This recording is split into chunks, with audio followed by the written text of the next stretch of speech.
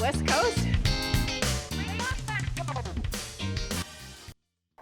Good morning. It's time for a Wake Up West Coast coffee break. I'm Jane Clark, president of the Chamber, and I'm thrilled to welcome you to the premiere of our newest virtual program, Wake Up West Coast Coffee Break. We're coming to you live from our brand new WCC studio. Let me tell you a little bit about it. We're here at our downtown Holland office. The expert video production team at 730 Eddy Studios helped us solve all of our technology needs. All the furniture on this beautiful set was generously provided by our friends at Custer. We sure appreciate their support as we launch this new experience for our members. So here's what you can expect today. We're going to start with a healthcare industry update from today's sponsor, Spectrum Health Zeeland Community Hospital. Then we're going to break into smaller groups for 5 minutes of introductions and networking. After that, I'll be joined by our special guest, Dayna Beal from Disher, for a conversation about developing a culture of innovation at your workplace. And finally, we'll wrap up with a West Coast cash drawing. Let me share just a few housekeeping notes. I recommend that you click on Speaker View in the top right corner of your screen for the best viewing experience. Well, we've got the chat feature open, so please feel free to introduce yourself to everyone. Everyone has been muted. Certainly you can leave your camera on if you would like. Then when we start our networking time in our breakout rooms, you'll need to turn on your camera and unmute yourself. So let's start with a special thanks to today's program sponsor, Spectrum Health Zeeland Community Hospital. I'm joined by Ron Lewis, president of Spectrum Health Zeeland Hospital. So good morning, Ron. Thanks for joining me. Likewise, Jane. Thanks for having me. Yeah, our very first guest on our new show. Appreciate you being here. Pretty intimidating, but I'm excited to be here. That's great. So, Ron, this has been a time like no other for our healthcare industry. How's it going? Well, you know, when you really sit back and reflect, Jane, it's amazing all the work that the community has done together and the healthcare systems working together and banding together to really provide great care during this COVID pandemic, which is continuing right now. Mm-hmm. You know, we kind of got over this hump in the spring and it kind of calmed down. We're seeing as the weather cools, we're seeing our COVID patients increase. But when you look back at this past year, how we all worked together to solve community problems and try to create the safest environment we can, I couldn't be more proud. Yeah, I agree. If we're going to have to live through something like this, West Michigan's been, I guess, the place to be. You've kept us healthy and safe. Now, we know the weather's going to start turning. It's going to be fall and flu and cold season. What should we be doing? Well, Jane, that first thing is the flu shot. Have you had yours? I've got mine. You have? Yeah, last month. I have not, so I'm late because really the flu time is now. A lot of people would think it's not until winter, January, but really now, so we should be getting our flu shot. I get mine next week, so I'm excited about that. But the flu shot when people get the flu shot, it decreases the likelihood that they're going to be admitted to the hospital. And we really want to keep people home, so that flu shot keeps people at work and not at the hospital. So really encouraging the flu shot for everyone. With COVID and the inpatients, we like to keep those patients, separated, and we don't really want to reduce the amount of inpatients coming in for the flu this year. So it's flu season. It's flu season, and I have a feeling that the same applies to the flu. Wash our hands, wear our mask, keep our distance. Those things are really critical. Yeah. You know, that washing hands, so much disease and passing of disease can be done by washing our hands, singing that song, taking that 20 seconds to wash our hands is so important. I think COVID has really highlighted that, but really with the flu season and every season, we should always be washing our hands. So keep your distance, wear that mask, and wash your hands. Yeah, good advice. Anything else you'd like to share from Spectrum? Well, I tell you, Spectrum Health really continues to be committed. I think today, actually, we have a program for the school systems throughout the community. I'm trying to respond to their needs, and as they continue to work with students and how they manage COVID times, if you will. So we're all learning together, and we're going to continue to be involved and continue to support and come up with solutions for each of these new challenges we're experiencing. Yeah, good. Well, thank you. Thank you for your support of the Chamber for today's program, and certainly for all you're doing to keep our community healthy. Very Glad much to be here, appreciated. Jane. Thank you. Yeah, thank you. So for our audience, it is time for some networking. It just wouldn't be a Chamber program without that networking opportunity. So what's going to happen now is you're automatically going to be put into a breakout room. It's a virtual breakout room with 4 other people. So that means we'll have a 5-minute breakout. Each person is going to have 1 minute to share. There's a countdown clock in the top corner of your screen, and after 5 minutes, everybody just automatically is prompted to come back together. So you'll need to switch on your camera and your microphone so you can share with your teammates here. We do need a leader in each breakout group. So whoever has the next birthday will go first, and you'll share your name, your company, and one thing you're looking forward to, either personally or professionally, over the next month. So now I'm going to send you off for some much anticipated chamber networking. See you in 5 minutes. Well, welcome back. I hope you made some great new connections. Now I'd like to introduce my special guest, Dayna Beal. Dayna leads Disher's Discovery Solutions as an innovation champion and corporate culture cheerleader. For over 25 years, he has worked with hundreds of organizations across the country to help them achieve peak performance. Dayna's with us today to talk about how to develop a culture of innovation at your workplace. He'll share his top 3 tips for helping your team function like innovation ninjas. So welcome, Dayna. Thanks, Jane. It's great to be here. This is fun to be part of the first one. The first show. First coffee break. I do kind of feel like we're kind of doing some real-time innovation right here. Does it feel that way to you? Yeah, you know, one of our core values, learn, innovate, and share. So let's try it. Let's do it. Hey, here we go. There's a lot of things to think about with innovation, and you know, we've all been kind of dealing with this issue, you know, over the last 6 to 8 months or so, and there's a lot of things to consider about that. And I want to start with just kind of a quick question to the group. Do you consider yourself creative? And I think most people go, "Oh, I'm not creative. I'm not an artist. I can't do poetry. I don't sing and dance." So that's one kind of definition of creative. But let me ask it this way: does your organization need you to be innovative? And of course, the answer is yes. You know, we all need to be innovative. And 6 months ago, we needed to be innovative just to survive, you know, and to pivot fast and to survive. But we're seeing that organizations now are moving towards innovate to thrive. It's a different type of energy that's happening right now. We want to talk about kind of how to do that and give some examples for that.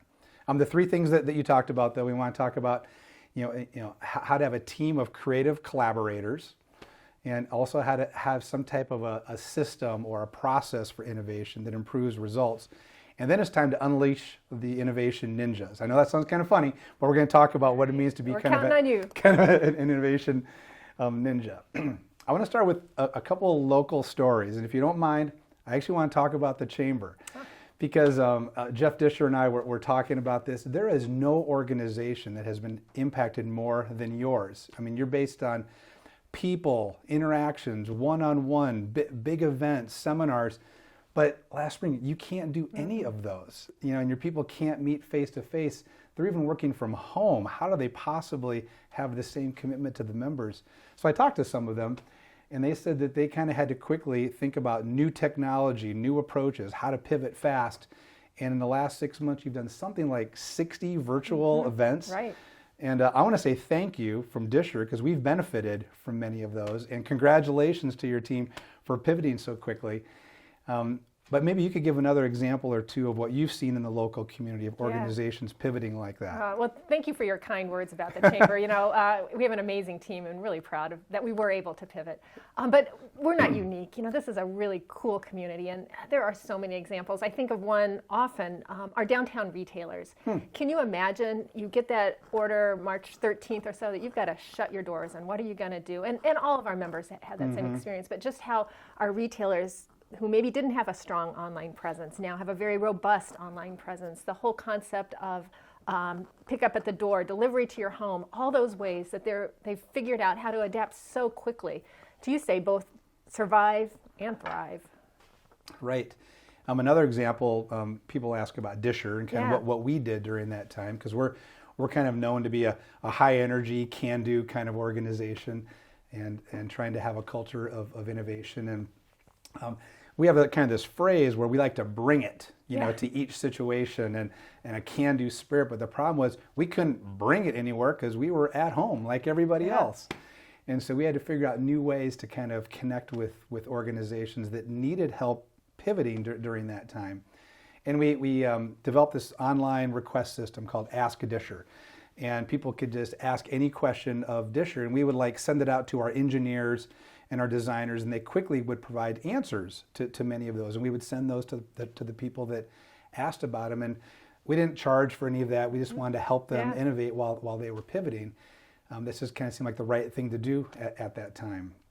Something else we did is we started working with a tool called Mural, an online collaboration system, and where people could contribute ideas and sketches. And again, that proved to be really helpful with organizations that started to pivot to ventilator products, 3D printing, protective shields, UV sanitation. And so at the time, that's the things that people had to pivot towards.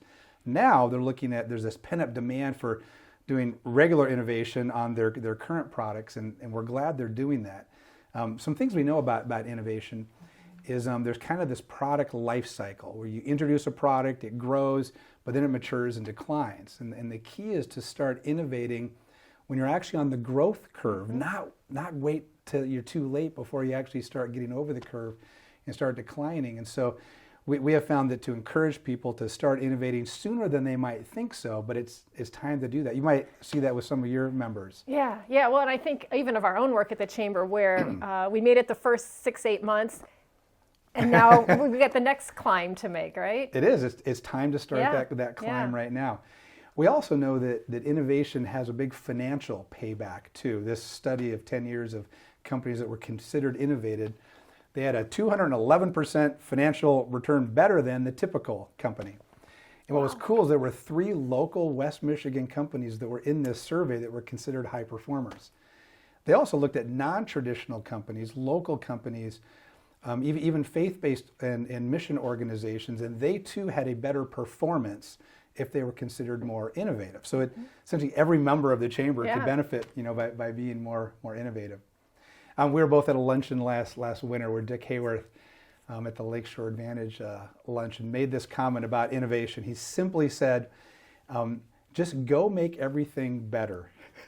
And I'm like, that's so simple. It's so clear just to continue to make things better. And I know that in this community here, you've seen that for years and years. What's it like, this community here? Isn't it amazing? I was at that luncheon where Mr. Hayworth said such simple advice, just make it better. And it's words we certainly want to live by at the Chamber. And you see it in the community.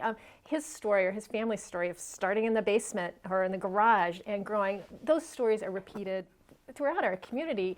Companies that start small, make it better, and grow into global leaders. It's an amazing story. It is, and that's the energy I think that this entire community has. Now let's talk about how to do that. So a way to think about this is to create and vet the best ideas.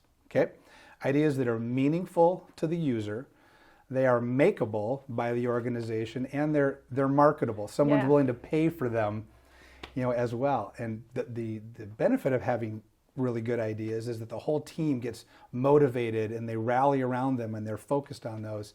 So creating the best ideas.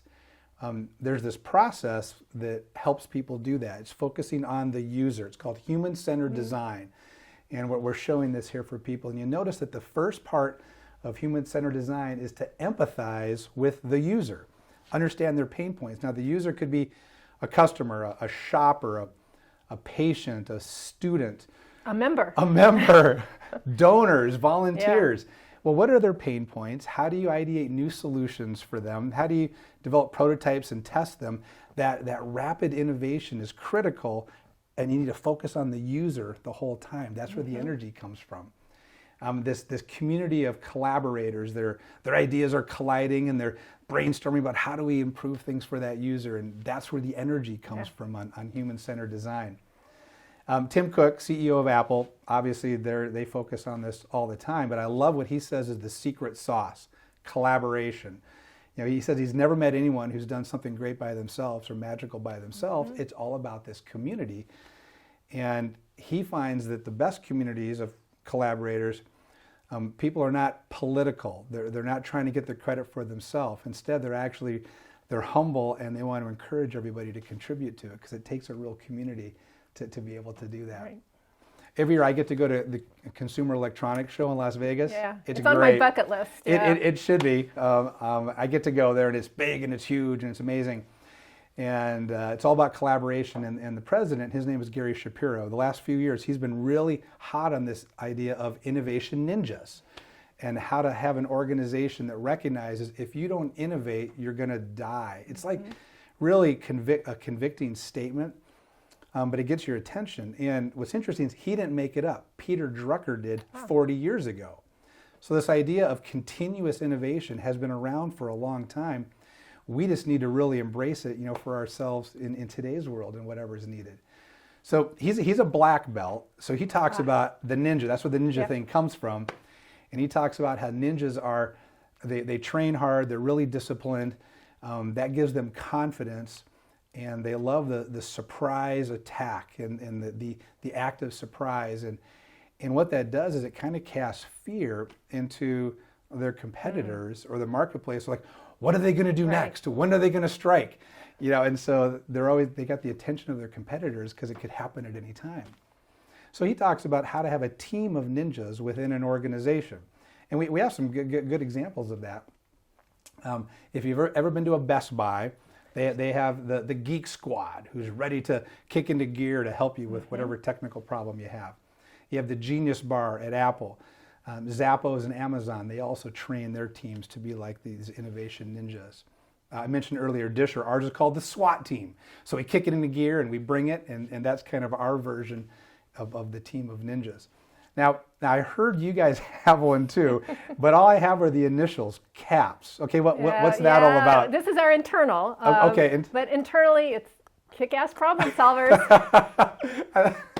That's great. Yep. But that's the energy, right? That's the spirit. That's right. That's the spirit. So I think that's great to think about it that way.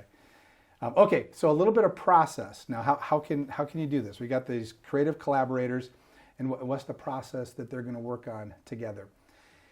We have this thing called the whiteboard process.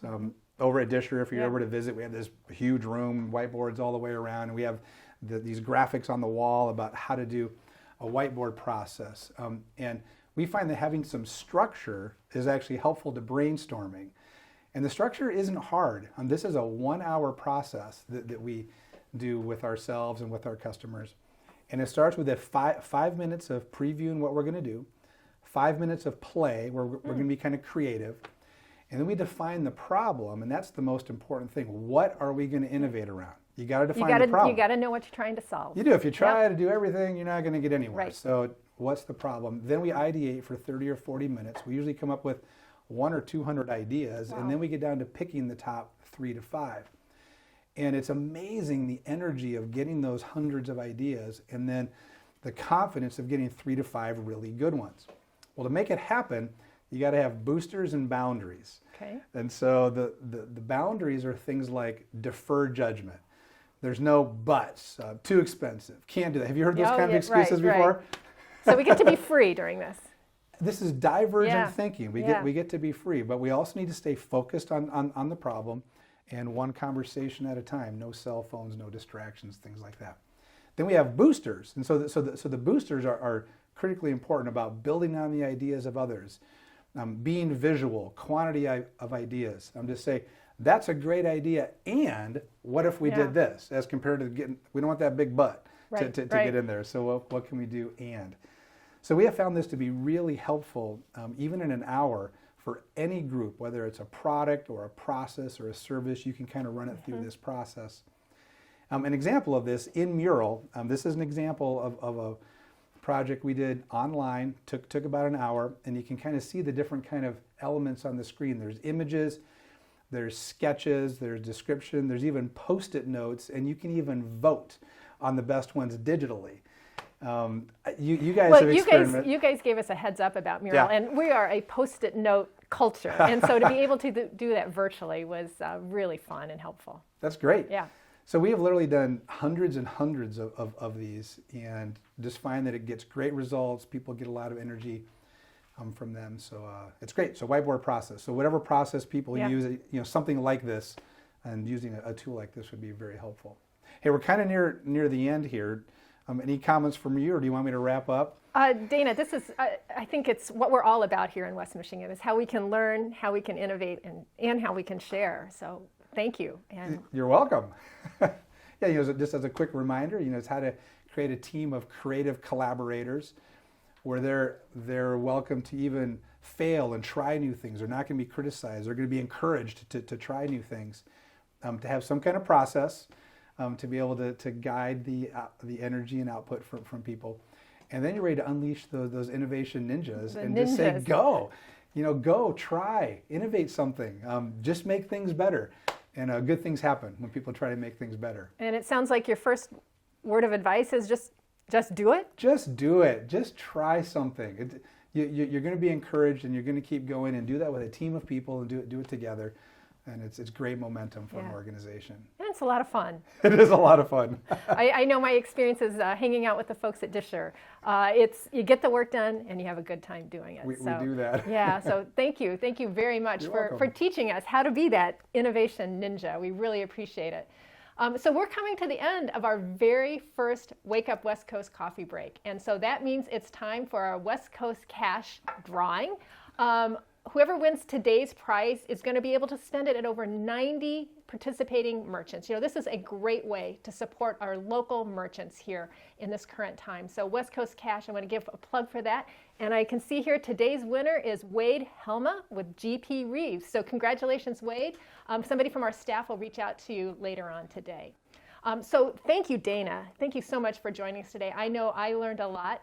For our audience members, we really want you, again, learn, innovate, and share. We want to always take something and keep making it better, taking Mr. Hayworth's advice. And so that's why we're going to send you a survey here in a little bit to ask for your feedback. How can we continue to improve this program and deliver remarkable experiences? I want to also thank today's sponsor, which was Spectrum Health Zeeland Community Hospital, for keeping us all healthy and safe. We're going to see you back here 1 month from today, November 10, for our next Wake Up West Coast coffee break. We're going to be joined by Patrick Moran and Liz De La Luz from the United Way to talk about the 21-day Equity Challenge. So that's a wrap on our very first Wake Up West Coast coffee break. Thanks for joining us and have a great day. Wake Up West Coast.